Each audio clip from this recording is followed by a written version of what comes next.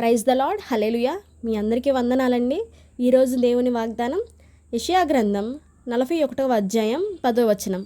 నేను నీతో చెప్పి ఉన్నాను, నీకు తోడై ఉన్నాను, భయపడకుము, నేను నీ దేవుడనై ఉన్నాను, దిగులు పడకుము, నేను నిన్ను బలపరుతును, నీకు సహాయము చేయువాడను నేనే అని మన పరమతండ్రి సెలవిస్తున్నాడండి.